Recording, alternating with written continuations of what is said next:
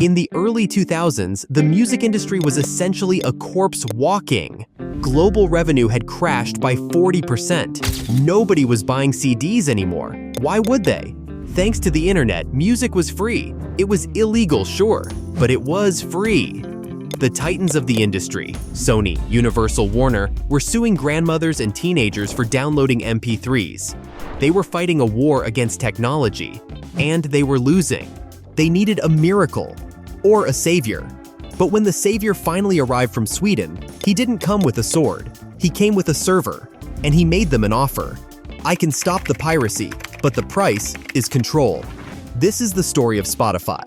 How a small Swedish startup saved the music business from extinction, only to build a new empire that some artists call a digital prison. Did Spotify save music, or did they just change the person holding the whip? To understand Spotify, you have to understand Daniel Ek. He wasn't a music executive, he was a tech nerd. And weirdly enough, he was a pirate.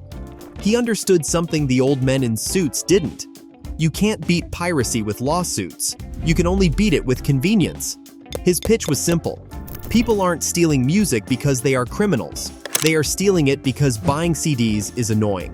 He wanted to create something better than free. Instant access. No waiting, no viruses. But to do that, he needed the licenses. The major labels hated him. They laughed at him. Give away our music for free with ads? Are you insane?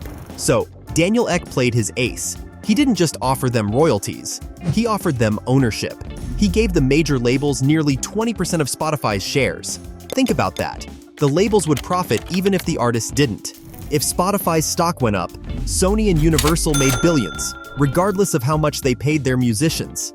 It was the Trojan horse that allowed Spotify to enter the US market in 2011.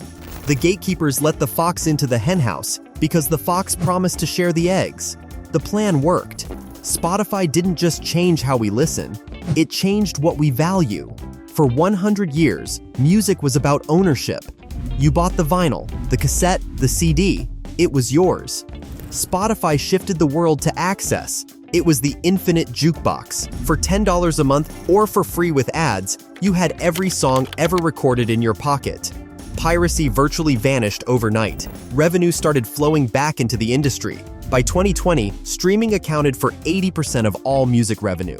Daniel Ek was hailed as the hero. He was the white knight of audio. But as the platform grew, artists started looking at their bank accounts, and they noticed something terrifying. Here is the ugly truth about the streaming economy. In the CD era, if you sold a disc for $15, the band might get $1 or $2. It wasn't great, but if you sold 10,000 CDs, you could make a living. On Spotify, the math is brutal. The average payout per stream is roughly $0.003, 3/10 of a penny. To earn the US minimum wage of $1,200 a month, an artist needs roughly 400,000 streams every single month. But it gets worse. Spotify uses a pro-rata payout model. This means all the money from all subscribers goes into one giant pot. If Drake gets 5% of all streams on Spotify that month, he takes 5% of the entire pot. So, even if you only listen to heavy metal and never listen to Drake, your subscription money still goes to Drake. It is a winner-takes-all system. The top 1% of artists, like Taylor Swift and Ed Sheeran, make millions. The other 99% are fighting for scraps, and Spotify knows this.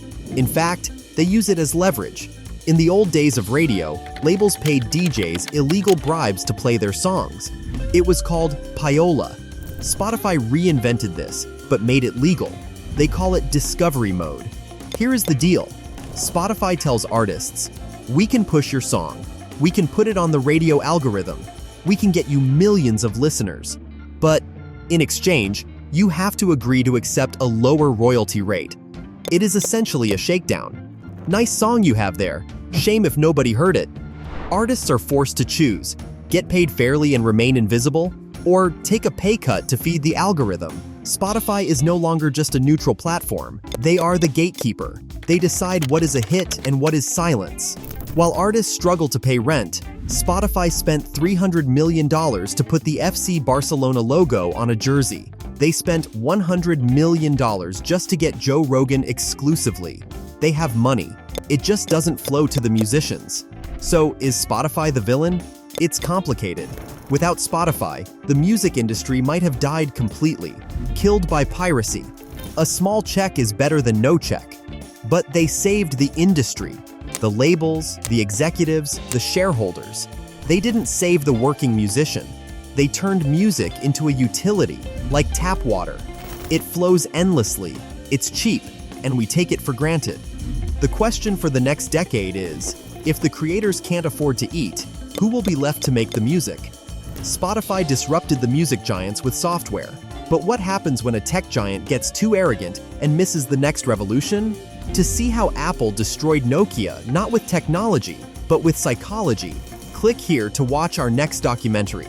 This was Business Unmasked.